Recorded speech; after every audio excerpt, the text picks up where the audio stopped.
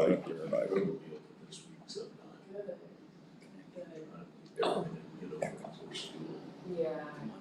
That neighbor down there below him used to come in there and scavenge for junk all the time. Okay.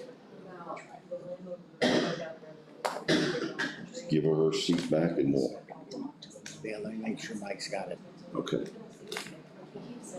Got the right picture. It was hard to see. Yeah, I was like, I don't know. Is it because Got 2 minutes.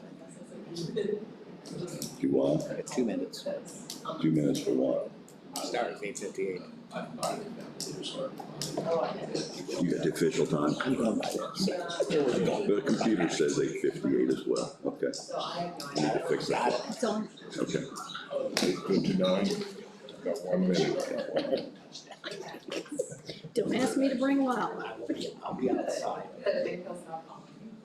Or he'll find it. Is Jim out there? I stepped out. Pretty good. He's out there staying warm. Probably. This is better, isn't it? Tell me. Yeah, I can tell the difference over here. I can't imagine over there. Oh, it's horrible.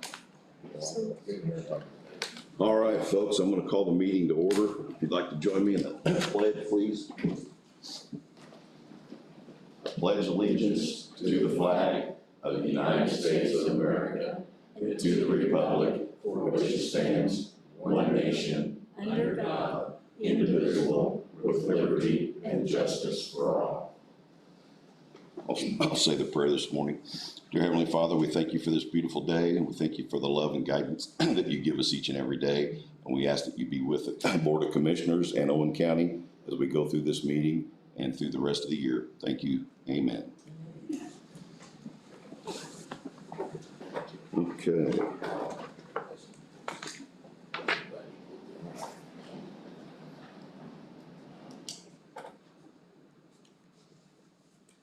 We have all three commissioners present. First on the agenda is approval of minutes. Do I hear a motion to approve? I'll make that motion to approve the minutes. I have a motion by Dale, a second by Bob. All in favor? Aye. Aye. Rio. Next on the agenda is approval of claims and fund review. I'm going to take a quick pause here and have a little bit of a civics lesson this morning before we move on with the claims. It's been said that the commissioners, by approving claims, has continued to or caused the debt of the county, and that is totally incorrect. And I want to make sure everybody understands that. So I'm going to have the attorney school us a little bit this morning on the proper way and how things are supposed to be done. I appreciate that. Yeah, and I will not try and belabor this, but it's going to take a couple minutes and really be open to some questions. So if it's okay with commissioners, first I'd like to just talk about the funds and the fund ledger before we go into the procedures, because I think there's a lot of things concerning the auditor, concerning the commissioners, and concerning on how the funds are going to be paid at the next commission meeting. So let's start off with that topic. Reason I bring that up, as of July 31st of 2021, the general fund, Fund 1000, has a negative balance, or more commonly known as the red, in the amount of $540,150.78. So that is as of July 31st. Now, there's expenditures and the receipts for each month. There were projections made based on historical average of what to expect for the expenditures and what to expect for the receipts. The expenditures are slightly over the historical. 590 is a normal average, and it's 605. So July was a month where it was higher than the average. And the receipts coming in are slightly lower than the average. That shifts, and that's really not that uncommon. It's based on the reimbursement for the public defenders, and that does not come in every month. So this was a low month. So July had, and then I also believe, if I can ask the auditor, were there 3 payrolls in July? So that's a significant thing. It's not a big more, but the way the Fridays fell, there was the very first week, the midweek, and then the last day of the week. So there's 3 payrolls in July where normally there's only 2. So these are not unexpected, but the point being on the funds, it is $540,000 as of today. You're going to approve claims, and we'll get into that just short in a minute. Also, the auditors make great strides here, so this is just based on the 31st. But as of the 31st, there were still 13 funds total that had a negative or in the red balance for a total of $1,570,246.54. 2 or 3 of these look like that they can be corrected, so I think it's going to get down to single digits. But in any case, for commissioners, why even bother to bring this up, and it's somewhat off the topic of claims procedures. The next commissioner meeting is August 16th. The commissioner meeting on Monday the 16th. The claims docket has to be prepared 5 days prior, which is Wednesday the 11th. So, putting these dates, August 11th, the county council of Owen County is meeting. There are, it's budget, and there's also a public hearing for the expenditures for the planning of paying, in essence, claims directly out of Riverboat, directly out of jail housing, directly out of lit edit. Therefore, this should be the last meeting where the claims that come in normally under the general fund are paid out of the general fund. They're going to be redirected. Now, the question that I have, commissioners and auditor, the meeting will be held the 11th. It's in the evening. It's my understanding, if everything goes well, and there's no question, that this is going to be adopted by the council. Again, for everyone, I'm not speaking for them, I'm not predicting them, I'm just laying out a scenario that affects the commissioners. So if the county council does in fact vote and adopt, the question would be how soon can that be entered in and be put on the claims docket, because there always has to be the 5 days. So I'm saying if this scenario takes place, the county council approves this appropriations. There's four general categories coming out of lit edit, I believe 7 categories out of Riverboat, and a couple out of jail housing. That has to be submitted to the State Board of Accounts, and given the auditor time to then do the claims. So I didn't know if you need a special meeting or additional days for the 1,000 general claims. So this would be the last day that would be adding to the general fund. So I want to talk about a timetable that would make sense for the auditor that's realistic. It would delay the general fund claims for possibly a couple of days, but I think it's necessary for the commissioners to consider this. Those, again, with the meeting on the 11th and those 3 days being budget hearings, the list is pretty long, but hopefully within an hour I can have them uploaded in the DLGF. Most of them will come back immediately, approved or not. They are already waiting. They have a copy of the list waiting for me to upload them. I just can't in case there's changes made by the council at the meeting on the 11th. Unfortunately, because the docket is due on the 11th, the 16th they'll have to go ahead, but by their first meeting in September, there should not be anything in the red, unless council takes a different direction at their public hearing on the 11th. Okay, well, I guess my question is really just a question. Would it be better for the claims, for example, there's all, for the Greg's right here, so use the highway. He's gonna have claims, but that's gonna be at 1169, 1173, 1176, most likely. All of those claims could go on the claims docket for the Monday meeting and approved and not cause any problems. Do you want a delay of a day or two for the general, so we're not adding another couple $100,000 into the red on the general fund? To me, it would be better if the commissioners could call a meeting later that week to present those. We can go ahead and give them the docket on the 11th pending approval so that they have everything 5 days ahead. And then we're gonna have to make the adjustments within to move everything to the riverboat and the edit fund numbers and assign line items and things. But we can have that done and ready to go if they would call a meeting a couple days later. We could schedule that on the 18th, that's on a Wednesday. That would be 6 days from the 11th, actual business days. So, Ma'am, for the 18th, will that give you enough time to meet the 5-day claims docket, directing these into lit edit, riverboat, jail housing, whatever they're supposed to be? What they can do with the docket at their normal meeting on the 16th is approve all claims but the county general that will be addressed at the meeting on the 18th. So they've met that with the changes to the correct funds. Okay, so the ultimate goal, just so everyone understands, is if it's at all possible, we would like this commissioners meeting to be the last meeting where there's an approval of any type of claims that are going to add to the red of the general fund. And that way, then, so for vendors, everybody can understand what's going on. The county is solvent, the county has money, all of these are going to be paid, but because of public notice, because of notice to it's all required, there's gonna be a 2-day delay then on the general, what we would normally describe as the general fund claims.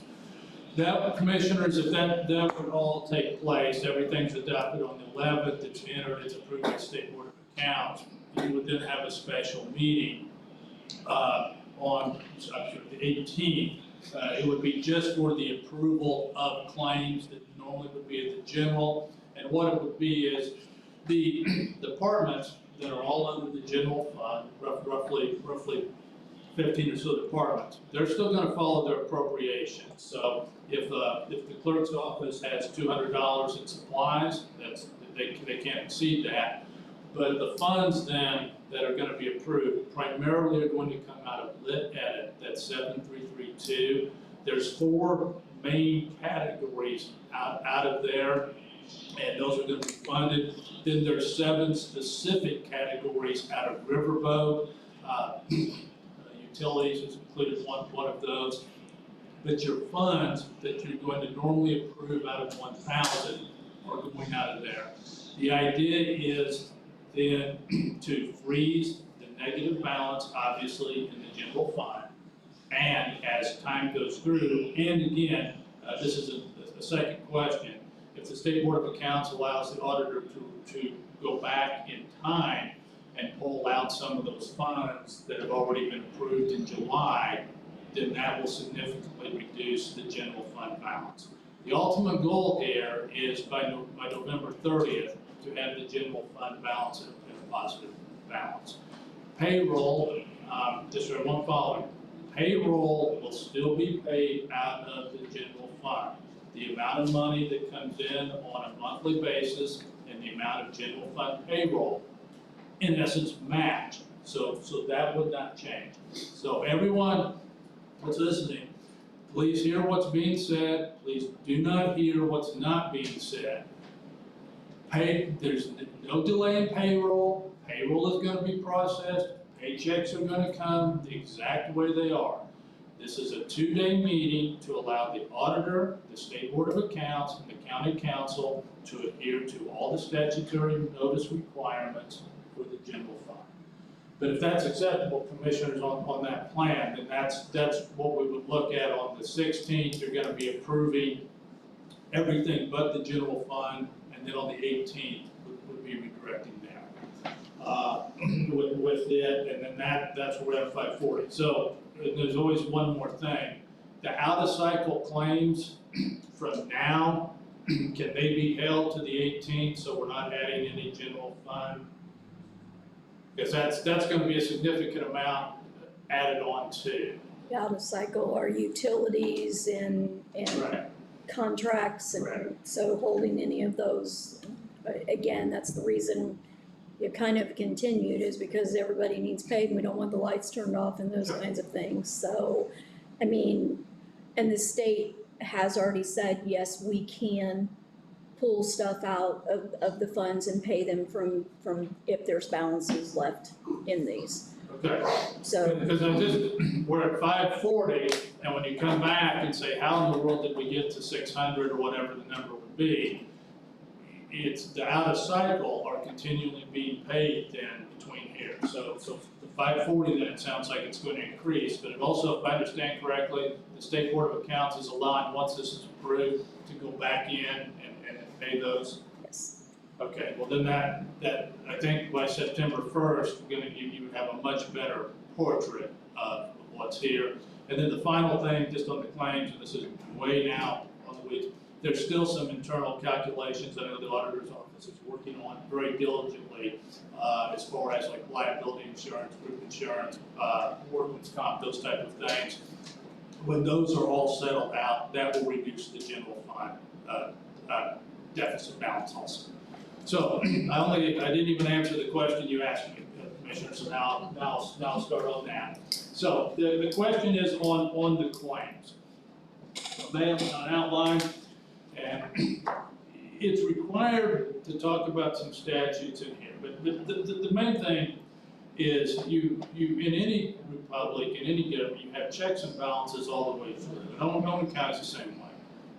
When the commissioners are approving a claim, I'm just picking one, so there's a claim for stone that's delivered. The commissioner's authority, the respective authority is this a valid claim? Meaning, was the service completed, was the supply paid for and delivered? But if the answer to both of those questions are yes, which they are in 99.99% of the time, maybe even 100,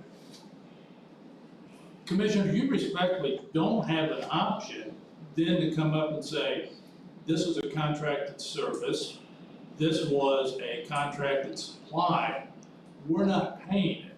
I'm not trying to be disrespectful to the commission, but I mean, there's limits on that authority.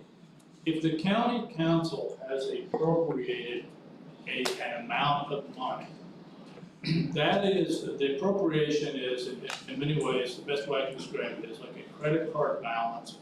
You have on your Visa, MasterCard, whatever the credit card might be, a credit limit. You can spend up to this much. In many ways, an appropriation is the same way. This is the maximum amount that each one of these departments may spend on this particular line item. And who makes that appropriation? Well, I'll do that. Let me cite something in here. So, on the claim procedure, the county council is the group that does it. And this is a 100-year case law. So Turner versus Board of Commissioners goes back to 1902, well over 100 years ago. The Board of Commissioners cannot allow claims unless there's an appropriation made by the county council for the payment. The county council is the one that makes the level appropriations. This is the amount of money that may be appropriated for liability insurance, group insurance, stone, vehicle repair, any category you want to put, and that's getting ready to take place here on the 11th, 12th, and possibly the 13th, where every department goes before the county council, says this is how much money they need. The county council reviews that and then makes a determination. You may spend X amount for this area. Commissioners, when you get it, your duty or your job is one, along with, and clearly with the auditor, certifying that the department did not exceed the appropriation. That is it. You also have a duty, and the auditor has a duty, is this a valid claim? You know, is it on the proper invoice? And is there a certification that this supply was delivered, this service was delivered? Once that gets to you,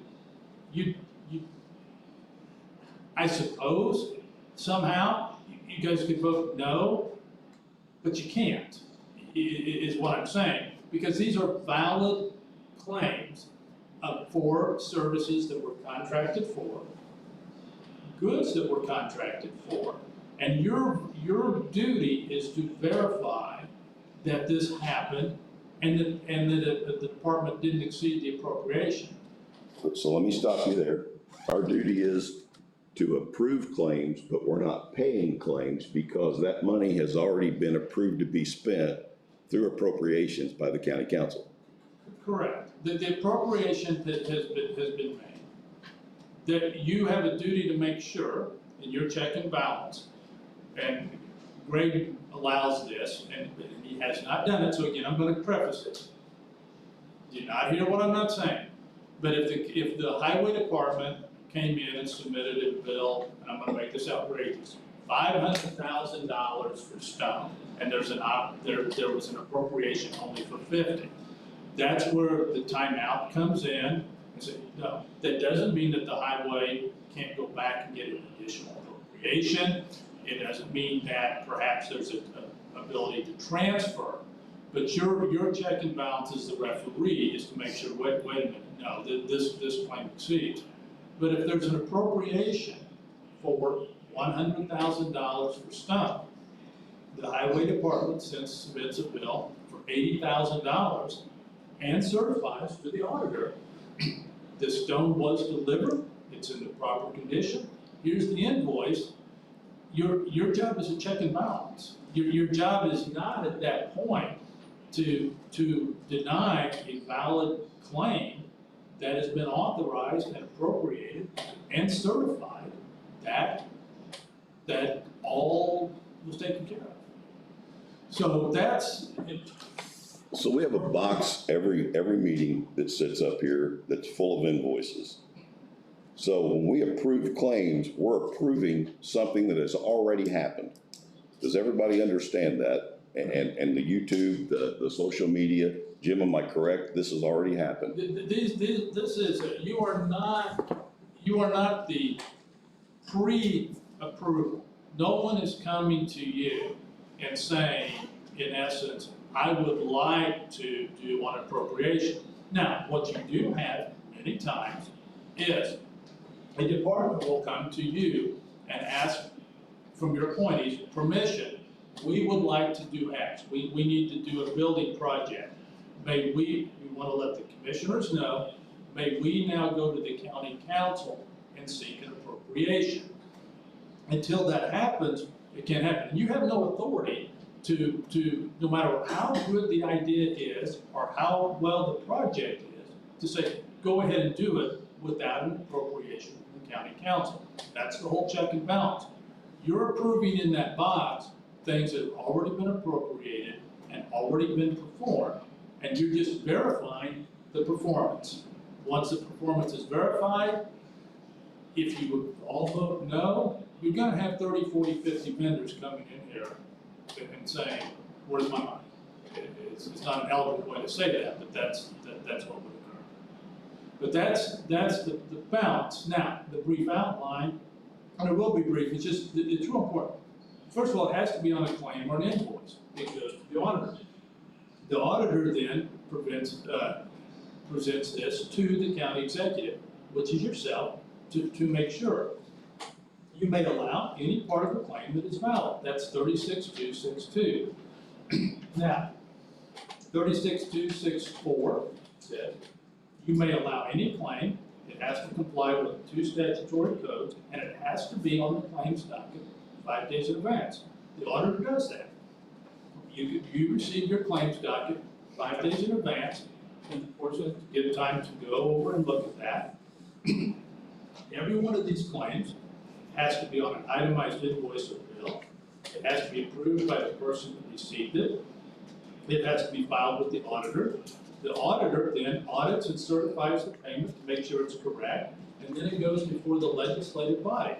So the check and balance first is with the auditor, second with the county commissioner. Case law that it is, what's that? Boards of commissioners cannot allow claims unless the county, against the county, unless an appropriation has been made by the county council for the payment of such claims. Turner v. Board of Commissioners, 1902. Now, today we have an ordinance, it's just amended, but under Indiana Code 362645, the county may adopt an ordinance to disperse money for a lawful purpose prior to your meeting. It's a pre-approval, and the reason is because before you have your next meeting, electric bills are gonna come due, payroll is due. So there's 13 different statutory columns, and Owen County, if you approve this ordinance, will have 18 specific companies that claims can be paid out of cycle. Now, out of cycle means that the bill comes in, it's paid, but it's brought to your attention at the next meeting. I'm gonna make an assumption here that when you get to the claims, you're going to then approve the claim docket and then approve out of cycle claims. That's done in the meeting. But these are claims that have to be paid, or as the auditor just said, you come out here and the lights are gonna be turned out, those type of things. So for everyone that's looking, coming out of the general fund, there's payroll for certain departments, there's the 1,000 claim docket, and then there's also the pre-approval of claims. Those are the three major sources of the draw on money. Then, but in addition on checking balances, what you've asked to a resolution is that the commissioners receive a duplicate bill or invoice for each claim, so you can verify yourself. The county officer that receives it should be certifying on the bill. So if stone comes in, or supplies or pens, they should be writing on the bill, received in full, so that way the auditor knows that those come in. That's your department heads and elected officials.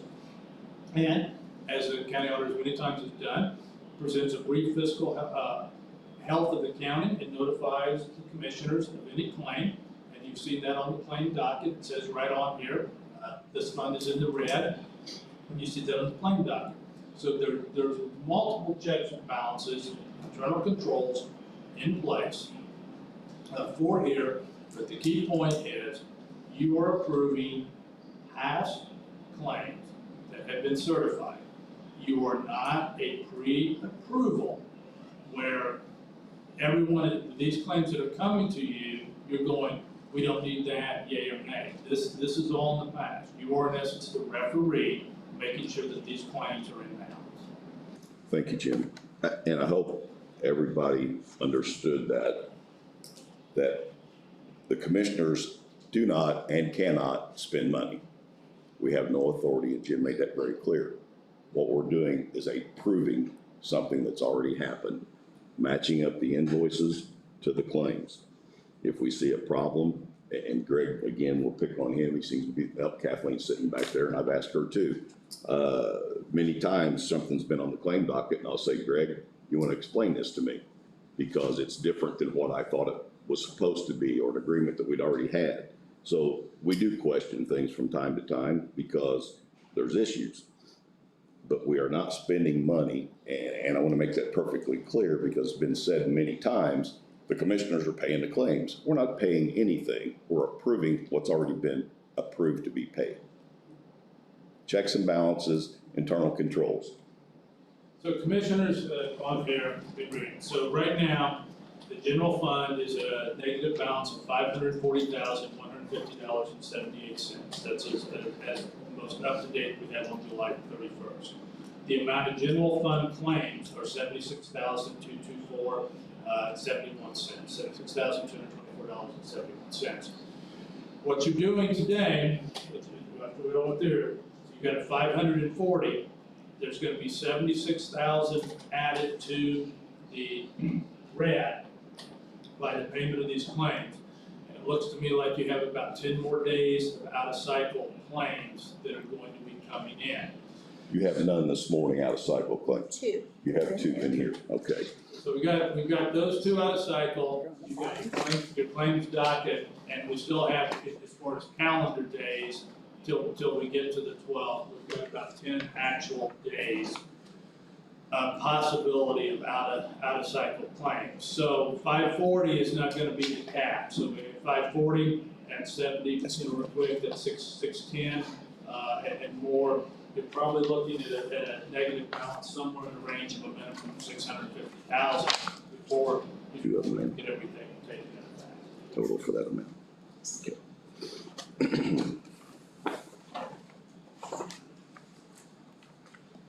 So depending on what happens on the 11th, with the council, hopefully they go ahead and approve, to move forward on paying out of Riverboat and Lit. So that will be transferring, those payments from general fund will now be paid out of those funds. Now, if that does not happen by our next meeting, for whatever reason, at that time, claims will no longer be paid. We have no money until that's moved. Am I correct, Jim? Well, yeah, what I'm saying, and I'm born and raised Hoosier, so I'm gonna use a cliche, I never borrowed trouble that hadn't come yet. So I'm just making the assumption, the county council, I will say this, has been diligent, they have a plan. And the 11th, I will have a duty to come to you at the next meeting if all those things don't happen, and there would have to be things that would have to be considered. But I do, I'm not gonna borrow the trouble until it comes. I recognize the sentiment, but there's a definite plan in place, that I think, would work. It's been verified by a couple of other agencies. I think it will be fine, and, we'll obviously be back here, on that day. Okay, I think we've got all that covered. I hope everybody understands the process and how it works and who's in charge of what. We do have one issue with the claims this morning, and it's not a major issue, it's just in the wrong fund line. For Guardian, it was a $6,000 invoice that was put into, if I can find it again here, Sheila, it was put into repair of equipment, and it should have been put into contract services. The amount's right, just in the wrong fund line, and Sheila's gonna get that corrected. So with that said, do I hear a motion to approve claims? I'll make that motion to approve the claims. I'll second it. I have a motion by Bob, a second by Dale. All in favor? Aye. I have two out-of-cycle claims, both for Fender excavating, one for $9,000, one for $7,000 for emergency bridge repairs. Do I hear a motion to approve out-of-cycle claims? I'll make that motion, approve that claim. I have a motion by Dale. Do I hear a second? Second. And I have a second by Bob. All in favor? Aye. Aye. Here, do you want me to do the ordinance for the claims since we're talking about? Let's just go ahead now. Do that real quick. Okay, this is a very technical ordinance. It is only a page and a half. This is ordinance 2021-015. This is an ordinance pertaining to the approval, pre-approval of claims and allowances. Whereas Indiana Code 36222 establishes the Board of Commissioners and County Executive, whereas Indiana Code 3626, that sequence, provides that all claims and vouchers against this county, unless otherwise specified in the law, are required to be filed with the county auditor for consideration by the county executive. Whereas Indiana Code 362-6-4.5 provides that the county executive may adopt an ordinance allowing money to be dispersed for a lawful county purpose in advance of the commissioner approval. Now therefore be ordained by the Board of Commissioners, County of Owen, the following. Section 1, claims payable in advance. Pursuant to Indiana Code 36-2-6-4.5B, 1 through 12, the county auditor may make claim payments in advance of the Board of Commissioners approval following expenses. 1, property or services purchased or leased by the United States government, its agencies, and political subdivisions. 2, license and permit fees. 3, insurance premiums. 4, utility payments, utility connection charges. 5, general grant programs which advance funding is not prohibited and the contracting party posts sufficient security to cover the advance amounts. 6, grants of state funds authorized by the statute. 7, maintenance of service agreements. 8, leases or rental agreements. 9, bond or coupon payments. 10, payroll. 11, state or federal taxes. 12, expenses that must be paid because of emergency circumstances. B, pursuant to Indiana Code 362-645B13, county auditor may make claims in advance of the Board of Commissioners approval for the following expenses. 1, Duke Energy. 2, community natural gas. 3, town expensive sewer. 4, PPP water. 5, Comcast. 6, Executive Communications. 7, Frontier. 8, Smithville Telephone. 9, South Central REMC. 10, Verizon Wireless. 11 AT&T, 12 AT&T Mobility, 13 SCI LLC Transport Network, 14 Usenet, 15 Toshiba, 16 Visa, 17 Gordon Flash, 18 My IT Indy. Pursuant to Indiana Code 362645C, each payment of expenses on this ordinance must be supported by a fully itemized invoice or bill or certification by the county auditor. D, pursuant to Indiana Code 362645D, the Board of Commissioners shall review the claim at its next regular or special meeting, followed the pre-approved payment of the expense. Section 2, severability. The various provisions of this ordinance will be severable, and if any part or portion of this ordinance is held to be invalid by a court of competent jurisdiction, such holding or decision shall not affect the validity of the remaining provisions of the ordinance, which shall remain in full force and effect. Section 3, repeal. All prior ordinances and resolutions in conflict or inconsistent are hereby repealed. This ordinance shall be full force and effect immediately upon its adoption and publication required by law. Passed and adopted by the Board of Commissioners of Owen County, State of Indiana, in regular meeting held on today's date of the month of 2021. Owen County Board of Commissioners, Barry Wood President, Robert Curry Vice President, Delta Woods Commissioner, attested by Sheila Reeves, Auditor. Thank you, Jim. And what was that ordinance number again? 2021-015. All right, gentlemen, have any questions or comments before we move forward? Sheila has The one. two claims for fenders, that was an emergency, road repair and some things, they weren't a normal out-of-cycle process. I mean, they were paid out of cycle, approved, signed by you guys to pre-do it, but they were for emergency service, not a Correct. regular. I thought I mentioned that, but maybe I didn't. Thank you, Sheila. All right, do I hear a motion to approve ordinance number 2021-015, an ordinance pertaining to the approval and pre-approval of claims and allowances? I'll make that motion. I have a motion by Bob. Do I hear a second? I'll second. I have a second by Dale. All in favor? Aye. Jim, and thank you for reading that. Okay. Old business, IU Health contract, and we still have some snags here, and I'm gonna let Jim touch on it briefly. So there's what IU Health Plans has a program, it's called Healthy Results Program. And if the county meets the following requirements, what it guarantees is last year's rate. So it's a 2-year guarantee of the rate. There are a number of requirements to do. Owen County meets all but one. Problem is, it's 2, 3, 4, it's the fifth one. The employer must provide an incentive to the employee for participating in Healthy Results Program, equivalent to 5% of the total premium. Now, my understanding, I may be 1% off, but the essence of the way I understand it is Owen County at this point pays approximately 94% of the premium for every single payer in the county. 5% would raise that to Owen County paying 99% of the health premium.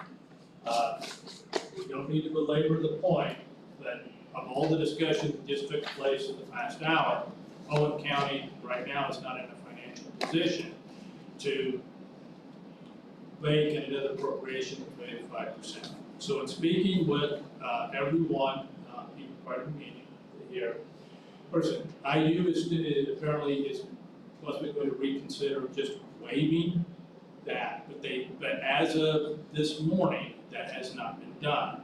So it's not where it's a point where Owen County it's an absolute no.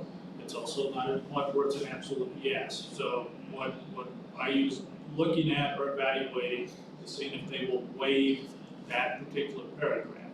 If they do waive it, clearly Owen County meets all the other criteria. So there's nothing that can be done, at this point, except again put it at the next meeting if that would be so desired. But it's unknown at this point. Thank you for that, Jim. And as Jim said, we've been in negotiation. Friday, I got involved again with Ron Remack. Jim and I both have spoke to him. They are diligently working on fixing this problem for us because we have already committed. They have committed to us. We've committed to them to get this rate locked in for 2 years. It's very important. It was a total savings to the county $274,000. So it's very important that we get this agreement worked out. We've saved $137,000 this year in health insurance, and we want to continue that into next year. So hopefully they'll get that taken care of and we can get it back on the docket for the next meeting. So I expect we'll hear something in the next day or two. I would expect that. So anyway, that's where we're at on that. 911, come on up, Kathleen, for the insurance follow-up. Yes. So, really quick, just letting you guys know that, made contact with the insurance company and then also made contact with the attorney from Eastern Heights. The policy that the county already has in place sufficed Eastern Heights and their attorney. So, signed the contract last month, 2 Mondays ago. I don't remember, time is horrible right now. Sent it off to their attorney, Eastern Heights representative signed it, so we have a complete signed contract between the county and Eastern Heights now in possession. I also sent a copy of that to Sheila. I made contact with J&K, the radio vendor that's gonna be doing the project for us. They now have our signed agreement and everything with them. They're gonna start purchasing equipment and going to try to start getting a timeline in place to get our fire radios fixed. Good deal. So, I think that's it. They have a copy of our blanket liability, I'm assuming, that went with that, They okay. sent me, the insurance company sent me a copy of the certificate specifically naming Eastern Heights onto it, so I just forwarded a copy onto their attorney, which should have given Eastern Heights as well a copy of that stuff also, so. Okay, very good. Jim, have you got copies of this stuff as well? Okay. Thank you, Kathleen. Okay, the WTH agreement with the school, did we ever get any farther with that, or? The kind of here's where it's I'll ask you, doesn't appear anyone from the school is here. No, okay. So what, this is at no expense, the county runs a GIS service. There's a company that works with the school that they want to use the mapping to plan out the bus routes. And the company itself is in New York. The school obviously is right here in the county. But this is an agreement that they're asking. There is no fee, there is limitations of what it can be used for. But in essence, they're using this mapping to draw out the bus routes. It does limit, not that the company, I'm saying the vendor would, but they cannot sell or use this data in any other area. There is a special section under the statute that does allow for these type of agreements. It would fall under there. Ideally, I would still say it would be best to have representatives here, that they're not gonna fly out here from New York, and the school, but in talking to the building department, talking to people involved, that's what they're looking for, is just an approval, that allows them to use this service to help the school with the routes. And this is a service they've used in the past as part of the WTH agreement, correct? It is, that's my understanding completely, and there is no added fee, there's nothing to be paid for, but it does, since you're allowing someone to use the service, this is a typical agreement. Okay. All right, gentlemen, have any discussions or concerns? Again, this is for the school system to use for bus routing. Does it cost anything? You know, there's no charge. And what was that one thing that, Jim, that you said they could or could not sell They out? cannot, no, they cannot use this for any commercial purpose at all, and that's prohibited by the agreement and it's prohibited by the statute. Okay, but I thought you said on down there was some other thing that you had a concern about. My only concern is ideally you would like people to come here, you know, and okay. express it, that would be the ideal. I don't understand why the school's not here either. I think it's something that's been going on for years and they just automatically assume that everything's good. So at this time, I'll ask for a motion to approve the WTH agreement. There. I could answer a little bit. I mean, I don't know if he knew there was a meeting, but if you would have asked the transportation director to be there, or if he would know, he would have been, but it is something his department uses. And I work closely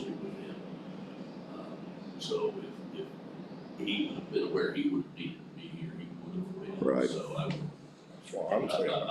I could tell you that, he just probably didn't know that he was required to be here this morning.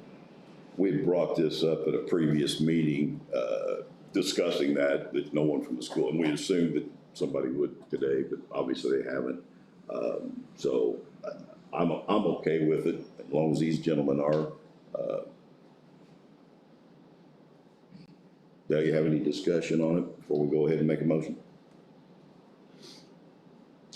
No. All right, again, do I hear a motion to approve the WTH agreement with the Owen County School System? I make that motion. I'll second it. Have a motion by Bob, second by Dale, all in favor? Aye. We do have a lengthy signature page here, gentlemen.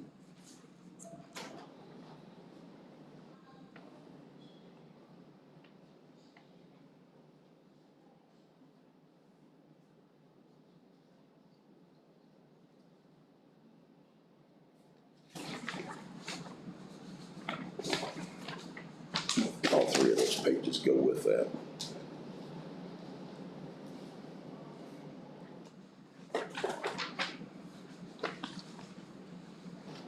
Okay. While they're signing those, we'll go ahead and move forward. 22 annual budget estimates, which I think Sheila has all those now put together. Here's the actual copies. You guys have a summary estimate list in front of you with the totals on there. But then we need to add the maintenance. Okay. I know I have that sheet here somewhere, Sheila, I've seen it earlier.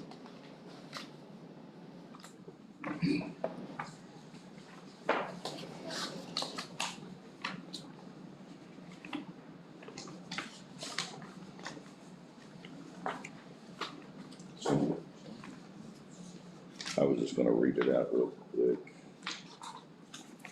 Thank you. I don't know where mine went.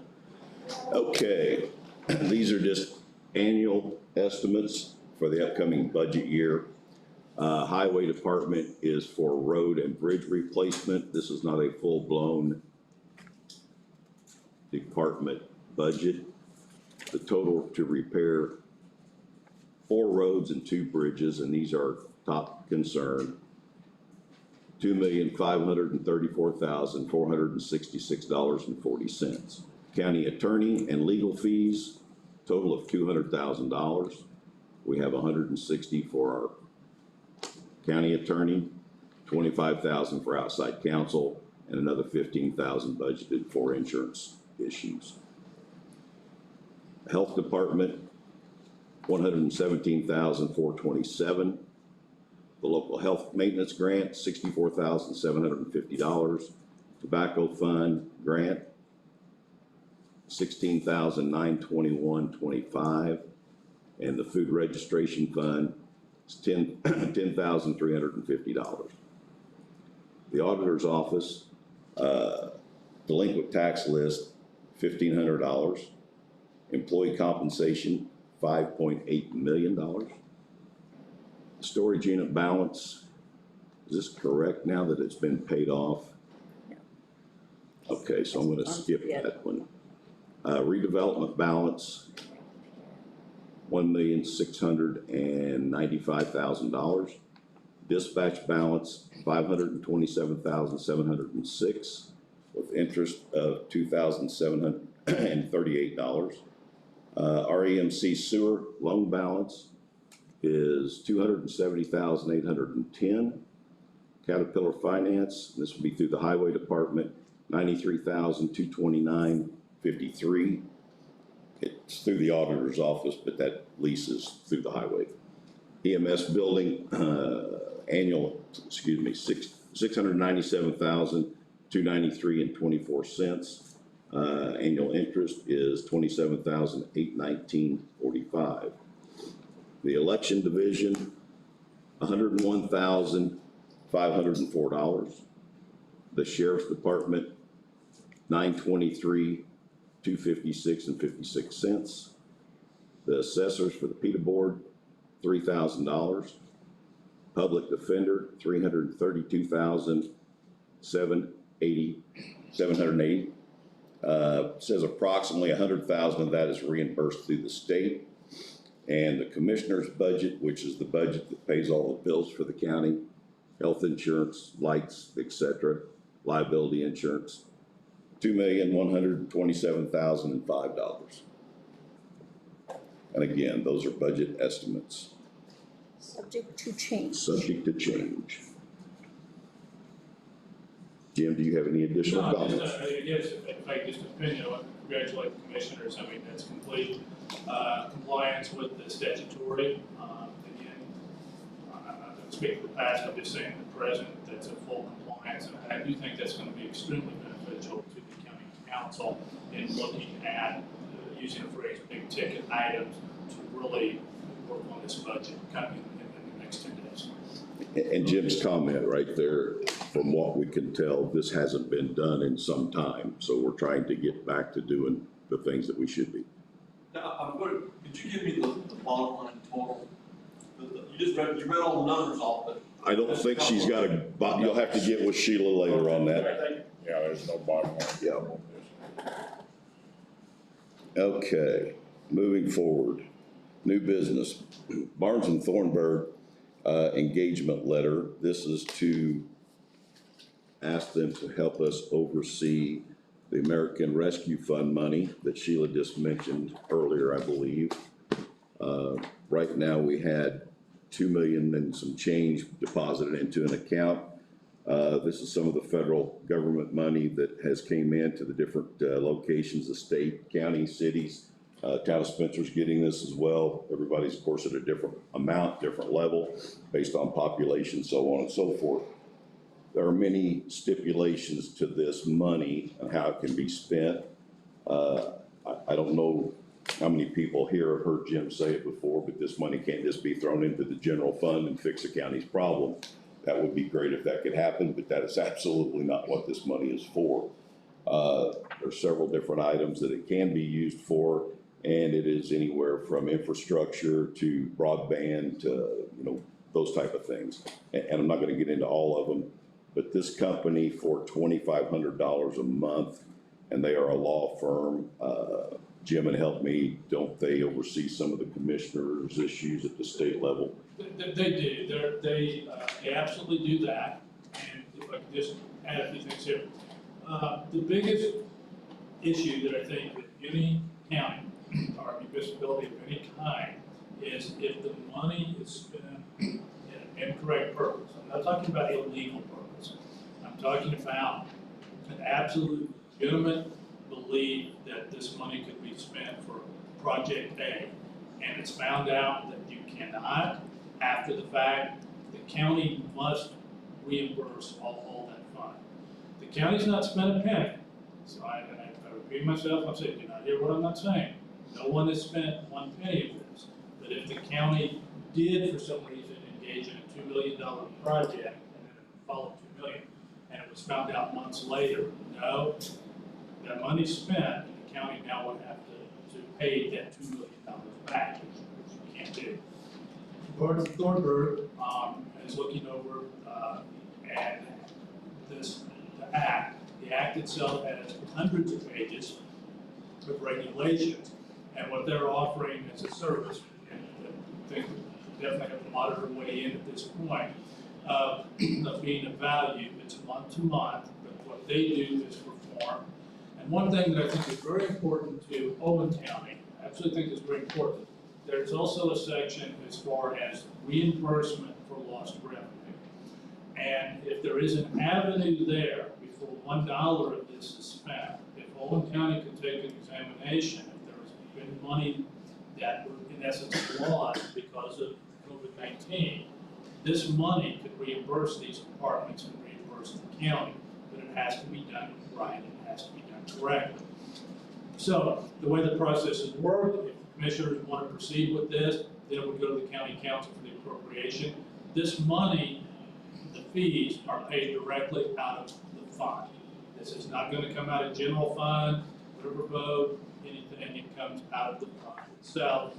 And speaking with a number of people that are familiar with this, some of this was somewhat anticipated by the federal government when they put out the amount. There was an expectation that fees were gonna come out to monitor this program. It has to be done correctly, has to be done right. The fees themselves would come out of the fund itself, and it's month to month. It's not a long term.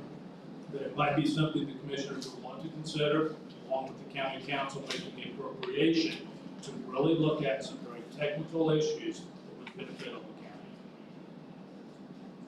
Thank you, Jim.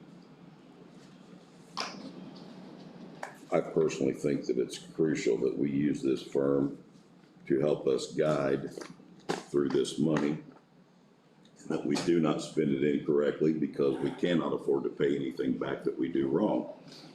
We all know that. The other point that I can tell you, and I'm not promising anybody anything, but I know from the highway standpoint, and this goes back to 2020, pandemic money, Greg has estimated about $650,000 lost income to the highway department in 2020. So that would be a department that would be directly affected by this money and would be able to use it once everything is approved. That could possibly go directly right back to the roads. And we all know that that needs that, and I know Greg would be more than happy to have that money back. That's just one scenario, and I'm gonna stop there because there's many others. But I do know that fund reduction in his department last year. So that's kind of where some of this money could go to. So, you guys have any comments or want to discuss this at all, or? It's a very complicated thing, Gary. What we can and cannot do. I've looked at some of it and I don't understand it. It's way over our head. Yeah. There's no doubt. The procedure then, if we could get this on the August 11th meeting with the county council, bring it back here on the 16th, then with the appropriation, and then they can start to work the following day after the next meeting. Okay. Again, it is a month to month. So let's say we get into this 6 months down the road and we've got some kind of guideline, or Jim feels we've got a handle on which direction we're going, we can stop this at any time. It is a month to month fee, $2,500. Can we as department heads get a copy of what can and cannot be spent? I know you said it's like 100-some pages. If it's an electronic, can we get it sent to us? So we can kind of go through it as a department head to see if our department could benefit from it at all. And so then that way we can present that to you instead of you guys kind of trying to guess if it's going to benefit my department or the other department. No, that's probably a good idea. And also, I think it's going to be important that Sheila send out an email to all departments to look at their money. And Sheila may have that, but it's department heads need to do their job as well. Tell us what revenues that they lost in 2020. And again, so everybody knows, and Jim, correct me if I'm speaking out of place here, this money has to be approved by the commissioners first and foremost. Then it goes to the county council for the appropriation. It just doesn't go to the county council and say, hey, I need to spend this money. These projects or events, however it may be, have to be approved by this board before it moves forward. Are you gonna do an ordinance? Right. Yeah, what would happen, if there's an ordinance already to get the money, then you could have, the groups can come in, group A, group B, group C, do a presentation. Then, the cost satisfaction, there would be an actual ordinance directing the amount, the project, all the specifics, and then the final appropriation would go out to the county council. And the appropriation, again, is out of the AAP. It's not out of any other fund, and then that way, so you're looking at the program, they're doing the double check on the appropriation. And again, what Jim just mentioned, this money is sitting in a separate fund. It is not tied into any of the other county funds or finances. It is sitting all alone and will stay there until we move properly on these projects. Drawing interest. Yeah, it's drawing interest. Is there a time frame that you have to spend this money? There is. At least 4 years, so I believe, 31, 24. yeah, there is, but we're literally at the very beginning, and it's years out, but there is absolutely a drop deadline, and then if the money wasn't spent, it would have to be returned. So do we want to go ahead and approve this agreement today, or do you want to take it to the county council Well, for? I'd say, what a motion to take this to the county council for the 11th for the appropriation. Then once you have the appropriation, you can approve it and sign it at the 16th. Can I ask a question, Jim, on this Barnes and Thorpe? If we hire them to do this, what you said, these fees can be taken out of this AARP or whatever it is. Exactly. So indirectly, we're not paying for anything. No, no general fund, nothing like that. It would In go other directly out of. Of course, everybody in the county is saying that it's not coming out of our red line or nothing like this. No. Okay, I so make that motion. We're gonna, okay, so the motion is that we're going to pass this on to the council at their meeting on the 11th. If you wanna amend your motion. To pass it on to them for the meeting on the 11th. I'll second that. Got a motion by Bob to, pass the Barnes Thornburg agreement to the council for their approval of appropriation. Once that's done, it'll come back to the commissioners for approval and a signature. Got a motion by Bob, a second by Dale. All in favor? Aye. I'm gonna give you this back. Thank you. Thank you, thank you, thank you. Okay, Sheriff Department updates. He's not here, so we have nothing. Highway update. Greg? Good morning, Commissioners. Morning. I guess I'll start with a few updates, and then we have some things on the agenda that we need to address with Jim. We were able to get the Bandy Road Bridge open this week. I called Commissioner Burke ahead of time to make sure that it was all right to do. But Casper Sawmill donated the timbers to repair that Bandy Road Bridge. I'd like to thank them for that. That saved us several $1,000s. And then my department put the timbers under the bridge. The bridge was open Friday. We still have Kelly Road Bridge closed. It's a community crossing road. They are proceeding. Work continues daily and it is on schedule. It should be open within the next 4 to 6 weeks. The bridge at Server Road, Bridge 189, remains closed and needs replaced. We have a plan now to fix the bridge on Dunn Road. It is not going to need replacement, but we're gonna have to do some extensive work underneath, of course, some concrete to make that repair, but we are going to do that, so that bridge will not have to be replaced, and I've got engineer approval to do that. The same on White Road, we'll be able to repair that bridge. Therefore, the only bridge that is going to have to be replaced is Bridge 189 at Server and Rattlesnake. That being said, different folks have looked at it, and because of the emergency, they sent in some quotes. I don't know whether you want me to give these to Jim to open, because I will tell you that monies to replace that bridge will require,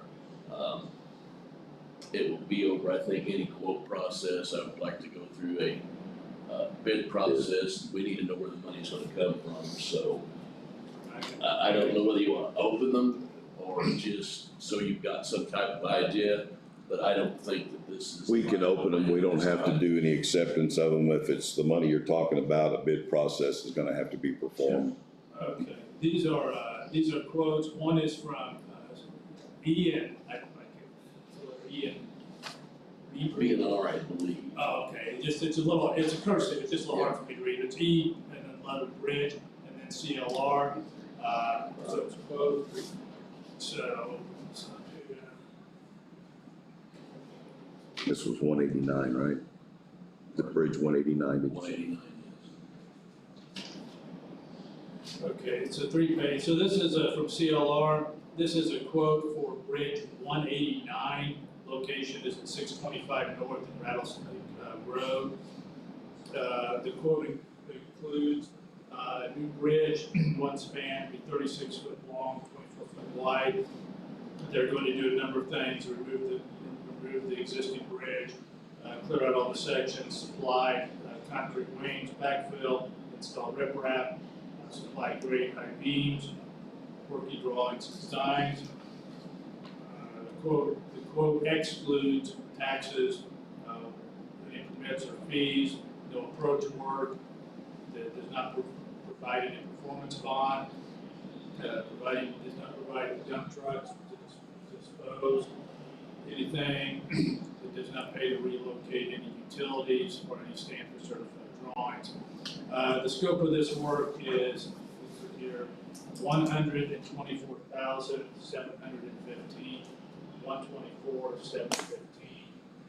There are a number of alternatives which would all add to the price. One is adding a Y beam, which would add $1,895. Alternative two is doing miscellaneous work at the end of the bridge at another $4,115. Alternative three is do steel beams, would add the cost of $12,000 more. And number four, if you want guardrails at the four corners, and another $8,915. And then there's some attempts, this would be very technical for grade, as far as the structure amounts and how far to raise the different beams. So that is from CLR. They're located out of letterhead in Vincennes, Indiana, and that quote was in the range of 124,715. So here, E&H, I apologize, so this is still that E&H bridge. This is a steel bridge, length 35 in length, 20 in width, steel beams. Then it lists diagrams, lookouts, bearing plates, assembly, guardrail, reflections, total cost $56,734. So, gentlemen, I'm on way in here on my opinion. This is a bridge work. There are numerous statutory things that have to be done as far as diagrams, inspections, bridge plans. I totally appreciate the fact that both of these companies took their time, but I would ask that you reject all quotes, any type of bridge. There's a number of things that are required to be done, certifications, bidding project. It would take me some time to get it ready, but I absolutely would not recommend doing a quote bridge project just based on these two. There's a number of things, commissioners, you would need to consider, and respect to the highway, I appreciate all the work that they did, but I would recommend it to be done. Well, I concur with Jen. I've had different contractors look at the bridge. It's a difficult location to build a bridge because of the way it sits on the road. They brought in quotes, but I wasn't prepared for that, and those quotes aren't even apples for apples. We're gonna have to decide what we want to build and have a sound plan for that. So I would ask that you reject those also. Greg, right now, just out of curiosity's sake, how's your Cume Bridge fund? Do you have money? Or are you gonna have money left at the end of the year to repair this bridge if need be? I will not, I will have monies in December, but I do not have money to replace this bridge at this time. If there are realignments with the departments that have the taxations out of the levies, I would ask again that the commissioners go before the council to work on my Cume Bridge fund. When we did that before, it didn't raise the public's taxes, it was just a raise within the county structure itself. And I know it takes from other departments, but at one point, the highway department got over $600,000 a year into that fund, and you could build bridges, but now it's the tax levies changed, or whatever, Sheila probably is not the right terminology, but the amount of money I get for bridges now is only $412,000, and that sounds like a lot of money, but when you're building bridges, it's nothing. Right. No, and you're right, Greg. We did take that back a couple of years ago, matter of fact, and got quite the ruckus over it, but it's something that's gonna have to be dealt with, and I've got a good feeling the next 5 months is gonna be pretty exciting with everything that's going on.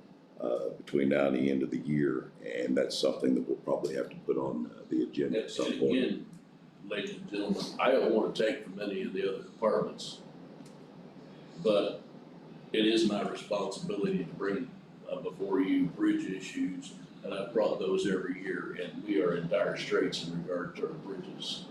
So it needs to be addressed again. Commissioner, I'm gonna weigh in, you didn't even ask me, but I'm gonna, in the cumulative bridge fund right now, it's $731, there's $307,556.82.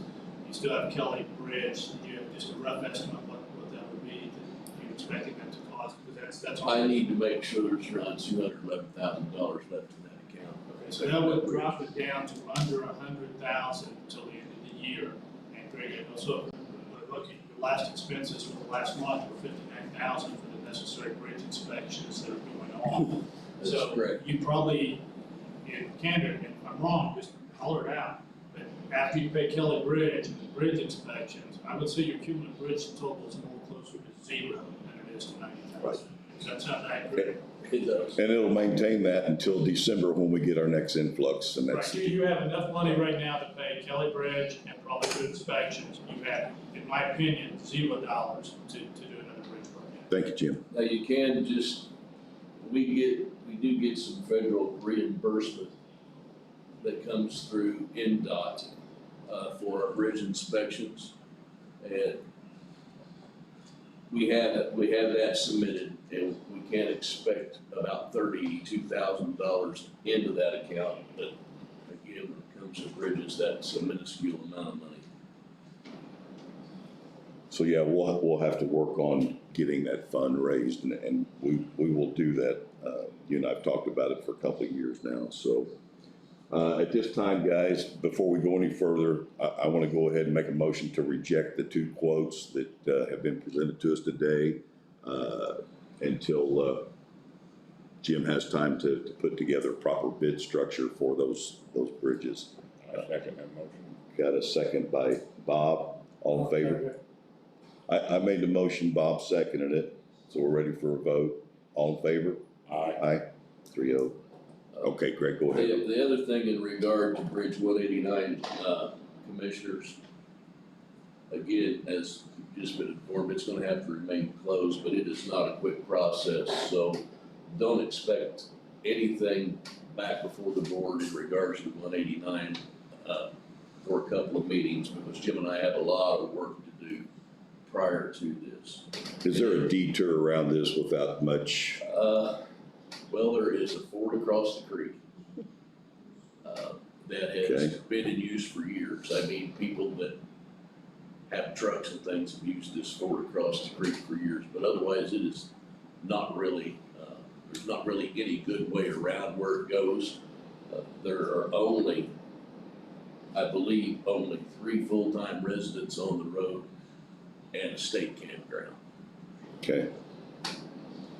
And I know this happened some time back, so our EMS and our 911, they're all aware and so on and so forth. Just want to They get that are. out there. Okay, They are. thanks, Greg. Keith Road remains closed, but the pipe is in. We're waiting, the locate will be completed at 1:45 this afternoon. We'll start putting that pipe in, and the goal is to have it open by the time the first school bus runs Thursday morning.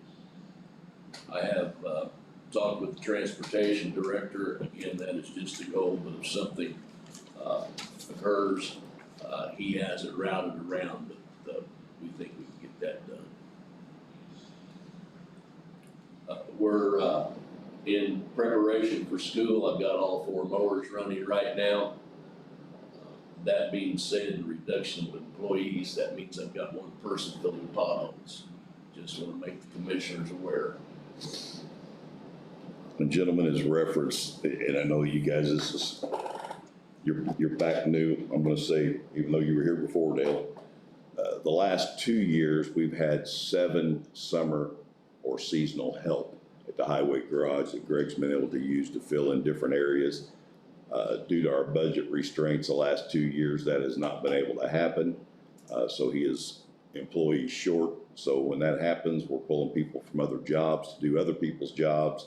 Normally this time of year, we would have all the roadsides mowed by this time. That's correct. But due to the lack of employees, we're running a little bit behind. So, but he's getting it done, and just wanted to bring that to your attention.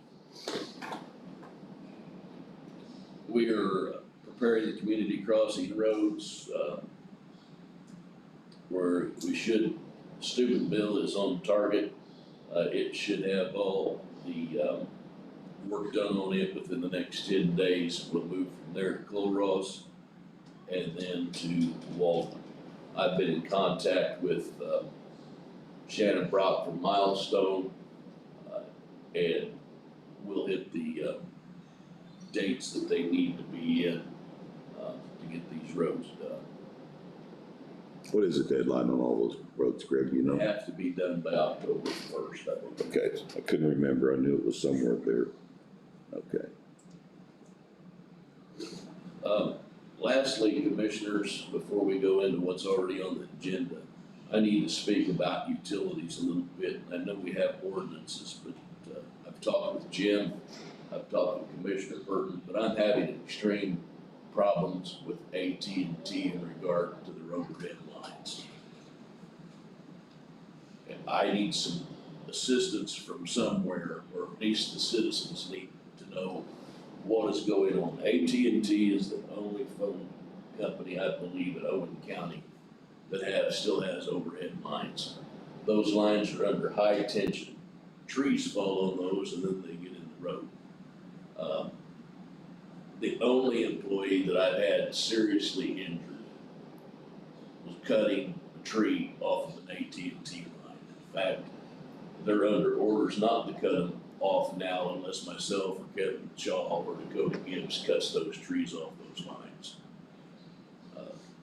Because when you cut that, if you cut it in the wrong place, it'll take a 2,000-pound log, send it like a missile right straight into the air. We've been told by AT&T they're not tree trimmers, but these are their utilities. If we tear one of them up, they're very quick to charge us for while we're cutting that, and those are very expensive. They even, one of our vendors is having issue with AT&T that built a bridge, and I can tell you that if AT&T would have moved their lines out of the way like they were supposed to, their lines wouldn't have been damaged, but they were hanging low in the roadway. They're costing us money. I think the last we had issue with it, and we had to pay was $5,500, but commissioners, I need direction in regard to this. If I've got a road closed and I've got road closed signs up, citizens are upset because it's just a telephone line. How do you want me to proceed? Well, obviously that's going to be a question for Jim. They have been quite the menace for the highway department. We've had to pay fines. You're right. I think one of them was close to $6,000. It was. Jim, how is the best way to proceed with this issue? They seem to be the only utility that really gives us a hard time.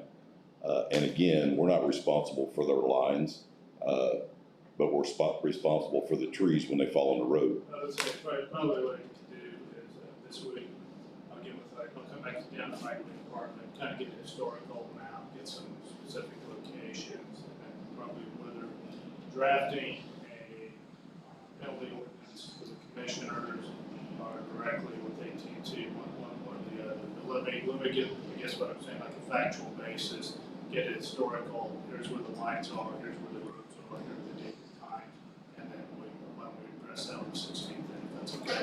Yep. Thank you, Commissioner. Kathleen? I can also add a little bit to, what's going on with the highway department. We will contact, AT&T through the 911 center as an emergency contact to AT&T and tell them we have trees leaning in lines, pulling on, lines going into homes, all of those kind of things. And, we have been told via tech that they pretty much will not come out and do anything unless there's an outage. So whether there's a tree on the line, it's gonna continue to stay a tree on the line until it pulls the line down and then there's an outage in the community. So maybe instead of cutting the tree down, Greg, you just need to pull it down and pull the line with it. Thought about that, Commissioners. Well, you and I think a lot alike, Yeah. reality. But we'll let Jim do it the proper way, so, we'll scratch that from the record. Never spoken. No. Okay, Commissioners, on the agenda is a surplus ordinance. As you were aware, I had you withdraw the surplus railroad car tank when the flood came through because the water washed it away. That has been retrieved and I asked that be surplus again. It floated back, huh? It got drugged back, but yeah, we got it. All right. All right, which this is a short ordinance. For this, the ordinance has to be published, and also there has to be a specific notice of the sale. It does require two things. So if Rachel had time to get with the auditor's office and get the details of the sale and because it's gotta be published, 15 days. So get this published, get notice out, and you can begin your auction on August 30th. Okay, this is ordinance number 2021-14, an ordinance declaring certain personal property as surplus for the Owen County Highway Department. Whereas the Owen County Highway Department has determined that certain personal property in possession of the Highway Department is no longer of value, so the department desires the public to be sold at a public auction. Whereas pursuant to Indiana Code provisions of IC 52222, that sequence, the Owen County Board of Commissioners have determined the property is surplus with the estimated value less than $5,000. Now therefore be it ordained by the Owen County Board of Commissioners the following. Section 1, personal property be sold. The following items of personal property of the Highway Department are declared surplus property and are hereby ordered to be sold at the highest bidder at the public auction to be held on August 30th of 2021 on an internet auction site maintained by govdeals.com. Item is 1 80x20 railroad tank car / culvert pipe. Section 2, auction. Pursuant to Indiana Code 522-22-4.5, purchasing agency may sell surplus property using an internet auction site that satisfies both of the following provisions. The site is approved by the Office of Technology, established by IC 4-13.121. And 2, the site is linked to electronic gateway administrated through IC 4-13.1-2-2A5 by the Office of Technology. The purchasing and posting on sale of the internet auction must include a detailed description of the surplus property to be sold. The purchasing agent may pay the cost of conducting the auction on the internet site as required by the person maintaining the site. Section 3, notice of publication pursuant to Indiana Code 522-2211A. Notice of the sale must be given by publication of the time, place, and terms of the sale as provided by IC 521 in the county where the property is located. The publication shall be made at least 15 days before the sale. This ordinance shall be in full force and effect immediately upon its adoption and publication required by law, passed and adopted by the Board of Commissioners of Owen County. Regular meeting held on today's date and month, 2021. Owen County Board of Commissioners, Gary Bird, President, Robert Gray, Vice President, County Board of Commissioner, Peter Reed, Auditor. Thank you, Jim. Any questions on this, gentlemen? We've discussed it a couple of times now. Okay. Do I hear a motion to approve ordinance number 2021-14, declaring certain personal property for surplus for the Owen County Highway Department? Yeah, I'll make that motion. Have a motion by Dale. Do I hear a second? Second. Have a second by Bob. All in favor? Aye. I'm gonna, after we sign this gentleman here had a question a minute ago. Yeah, he mentioned bridges and stuff. How about culverts?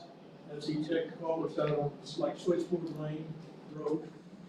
They do an inspection on several of these culverts. I'll let Greg answer that for you. The road's probably about 4 inches. Well, the one thing I can tell you is we've looked at a lot of them, we've had to punch a lot of the roads just to repair them. Maybe I have looked at both, I think maybe different folks, I have looked at both. That's the first one right over. It may be punched. When I That's mean a- punched, that's a wrong back one, over though. it. Yeah, it's, And dig it out. Here's- If that's my copy. Here's hers. She's got a tab on it. Sorry. It may be It's temporary repair until there's money to get culverts in. Hate to see somebody go through and get hurt. No, I'm not disagreeing with you, what I'm telling you is, you're telling me now, I'll go out and look at it today. Yeah, I've got 712 mile county roads, I understand. and people don't tell me that I don't know. Well, Because I can only get over so many. it's bad shape. And then there's sometimes I look at them, and they get worse Switchboard, I think. than they were when I looked at them the first time too. And I saw, just have to go back and look at it.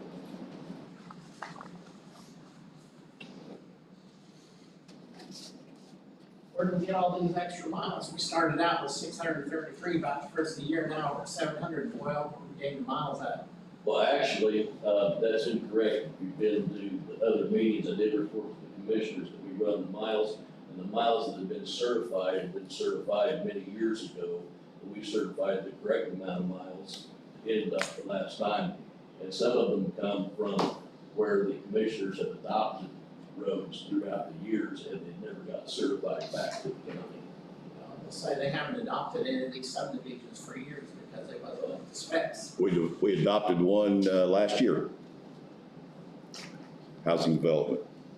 Been many years since anybody had really done anything properly. Obviously, it's still going on. Pardon? Obviously, it's still going on, or we wouldn't be $1.5 million in the red, but that's another subject. Yeah, it's a different meeting.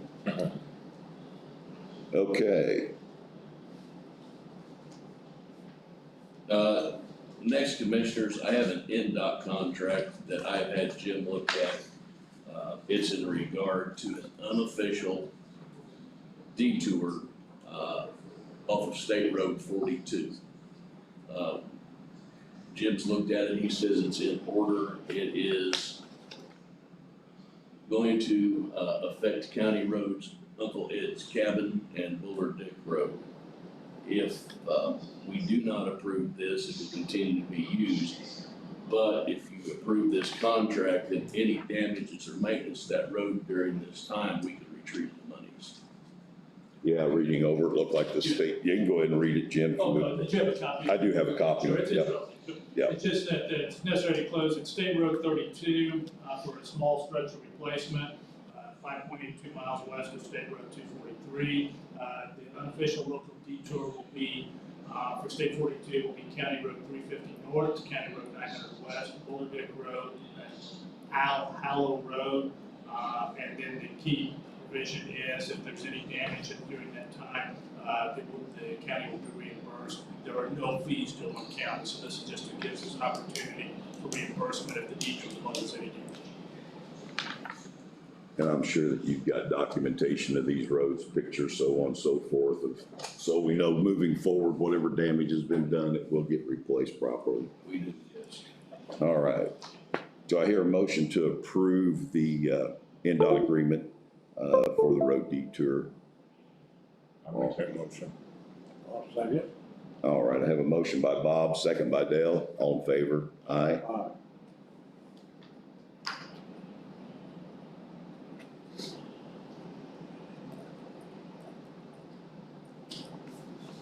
I'll just put it on top.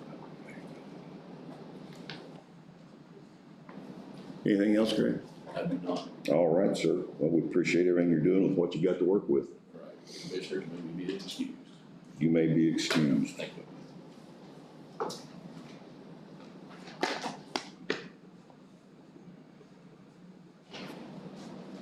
Greg, are you gonna be a little available after the meeting? I just got one real quick. I mean, you can go ahead and go to back to the office. Actually, I'm just going out to the road. I'll call you here in a little bit. Thank you. Okay, next up, new business is the Lao software budget for 2022. I had a copy of this somewhere. And I was shuffling through here and I couldn't find it a minute ago. There.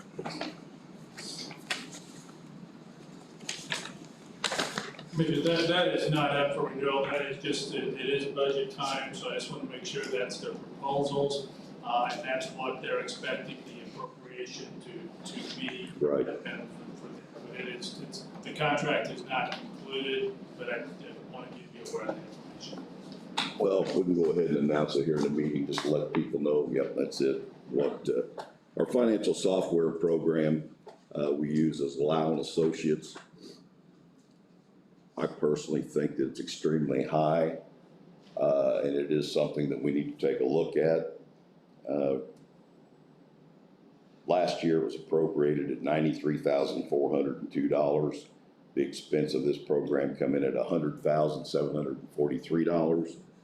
The 22 budget proposal from their agreement has come in at right at $105,000. It continues to go up. And I personally think that there's other programs out there that we can get cheaper than this. But again, that's what's gonna go to the council for budget hearings.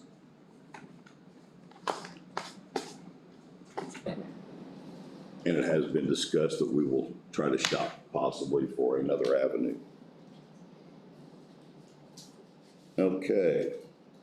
Elected officials and department head comments. None.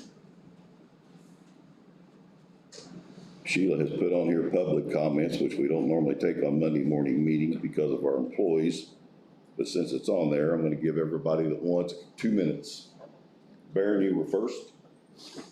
One question, 2 comments, as quick as I can. It seemed like from the numbers that you gave me on the so-called 2022 budget, 15 million, I couldn't get all the numbers together, I'm not that fast. But I don't think we got that kind of money coming in, do we? That's about what it was last year total. General fund is separate, it's about 6 million, a little over 6 million. Then you have levied funds.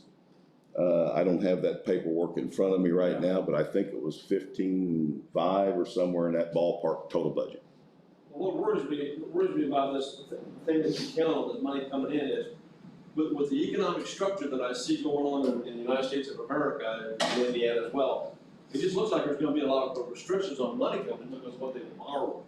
I'm having a hard time dealing with this idea that, well, we're gonna get that money. I don't know about that. Okay, that's the end of that. 2 comments. Number 1 is, as far as taxation goes, which I know is coming up in a few days, for bailing our way out of everything, I think the idea of raising taxes is really, really bad for the people. And last few articles that I've read in various papers, a lot of these counties or people have just taxed themselves out of existence under social programs or whatever. And then what happens is the people leave. And so if you have the idea that you can tax the people to keep paying for more and more things, okay, right? That it'll drive people out of the county and our population density will go down as well as business and everything else. 2, last one, the thing on the upcoming comprehensive economic development plans is going to be going up pretty soon. That thing there is loaded with regionalism. And I passed out paperwork explaining to you the pitfalls of regionalism. And I know there's a lot of so-called free money available, tons of free money. But money's not really free. What it does to you is really, really harmful because it follows a lot of Marxist ideas and theories. So regionalism, I think, is really bad. You need to look at that before you jump into that and go for the money. And that's all I've got to say. Thank you. Baron, only one comment on your comment. Commissioners cannot raise taxes. We have not the authority to do so. That is not this branch of government's responsibility. That will fall on your council, and you can holler at them. He was next. I'm mostly on roads. I talked to you a month and a half ago about dust control. I know the county's broke, they've been broke for 6 months. Well, actually, probably longer than that. Excuse me. You should have ever started dust control in the county if you wasn't gonna do everybody's. You said the truck was broke on Bandy Road, you still haven't been there. Second thing is, why are you running around grading roads, Bandy Road? Why don't you get all the roads in the area before you move your road grader out? Bandy Road Bridge was closed, now it's open, it said to put a sill under, apparently wasn't much damage done, because it didn't take them long, because I was bailing hay on both sides of that creek, it takes 40 minutes to get around. Third thing, 189 bridge, there's more than 3 houses on that road. Hale Hill ties into a certain road at that bridge, there's tons of traffic on it. Because when Bandy Bridge was closed, the only place to cross Rattlesnake between Cuba and 46 was the ford. So it should be a priority, I know you're out of money. And he says he's got 4 mowers. I travel half this county, I've never seen a mower all summer. So I don't know where he's got them hid at. But he can spread them out. Yeah, you're supposed to have one in each district, and then the He's fourth. got one in our district, What district are you in? Are you in District 1? yes. Okay, Well, I'm in Dale's district. Okay. That is. Oregon Township. because I know I seen one parked over on Jones Road out of Gosport the other I day. see a lot of stuff parked all the time. Well, I'm just saying it was at 5 o'clock in the evening. I'm not talking about 5 o'clock in the evening, I'm talking about 7, 8 o'clock all day long. There's a Y up there by where we live, nice place to park county equipment. I can put you some pictures on Facebook if you'd like to see it, I'll check with Greg on this as soon as we get out of here. but I don't understand why they graded Hale Hill and Lennox didn't grade Fish, or Band-Aid when it's been worse since all that water at the end of June. I don't know why they- Especially since the bridge is back and going. Yeah. Okay. And Got it. what about the dust control, is it out for the year? No, we should still be able to help you out on that. That truck has got its nozzles fixed. If that was a problem with it, a distributor truck's what we use, same thing they use tackle oil with, that kind of stuff. It has been repaired and should be back out and running. So I'll check on that for you. All right, Nicole. Hi, mine's just really brief and just an argument, or not argument, like argument, but argument for debate, regarding Lau. I am the quasi unpaid chief deputy of the Owen County Auditor's Office. My job within the office is to calculate your property taxes, certify your assessed values. Property taxes are what generates county government to get its money and keep it going. In that, we use both WOW property tax management, that's your assessed values and what you pay your taxes. And we also use WOW financial systems, and so they work in tangent together in order to keep county government running. When I first started, we had 2 different systems. There's one of these already signed. It took me Get 2 for some. literally, the deadlines for settlement money are December 31st and June 30th. Since we switched to LOUD, I can now give the county departments their money before Thanksgiving, so it's a huge time saver, and in May rather than in June. So I'm not having to issue 3/4 of a payment to the schools to keep the schools running. They are now getting their money ahead of time, so they're not asking for this loan.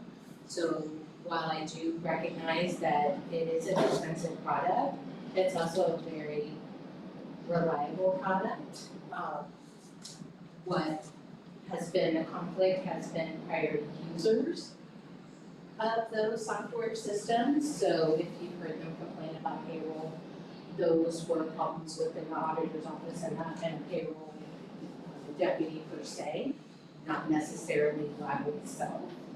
So, and there are other components that they are looking into adding in, like timekeeping component, which right now we just kind of self-report our time, turn it into our supervisors or our department heads, and then they approve those. So they are looking into another aspect of that. So there are some suites available, it's other suites available, but it's a cost savings overall. I had, when I took the position, I ended up with about 70, 80 hours of comp time because I had to work late at night and on weekends to make sure that I met the June 30th deadline and the December 31st deadline, and now I have no comp time at all during those periods. So, and I'm able to report, like I said, I come up early, so it's very well worth it, but I just wanted to leave that with you. Thank you, Nicole. And she is correct, we are looking into other timekeeping systems. We've found out that we have one right here in-house that we can possibly utilize that we've already paid for, but I'll bring that up in another meeting. Jim, you have any comments? So did you ever have, I thought there was one more person had one. Oh, I'm sorry. I just don't understand, we got you people here as commissioners, and we got a county council. And they make the rules, and then you've gotta pay their bills. How do you go to meet these people? We don't pay their bills. Those bills are already established through the They budget. set the bill. Yes, they are the ones that set, they take care of all the finances of the county. When do they have their meeting that people can come to and listen to this? Their meeting will be on the 11th at 6 o'clock. Are they local people? Oh, yeah. No. You voted for them. Yeah. It's a 7-member board. Fair enough. And I have nothing. Nothing? Okay. And it should be on YouTube also. It's not advertised because dependent on if this works or not. I mean, they're hoping to get it working and it's. If I have to have them here at every meeting, that's what we're gonna do moving forward. Auditor comments. To add to the LAO thing, are we going to present the LAO proposal for time management just so that something is budgeted, even if we go with somebody else? If you wanna put it in your budget, that's fine. I'm working on something else now. Should have some information back here in the next couple of weeks. It's something that we've never budgeted for. That's So, just my question is, do we want to add the amounts so that when we do budget hearings next week, that it's. we definitely have to go ahead and add what we have for a proposal, yes. We have to have all of our, money on the table so we know what we have to work with. And I think we all know we're gonna be over budgeted regardless of what we do. Any other comments? Commissioner comments? Dale? Nope. Nothing? Bob? Not at this present time. Thank everybody for being here. Yep. Have a great day, and I'll make a motion to adjourn. I think of that. Have a second by Bob. All in favor? Aye. Everybody have a good day. I go turn my heat on. Oh, dang it, I got one other thing. What's that?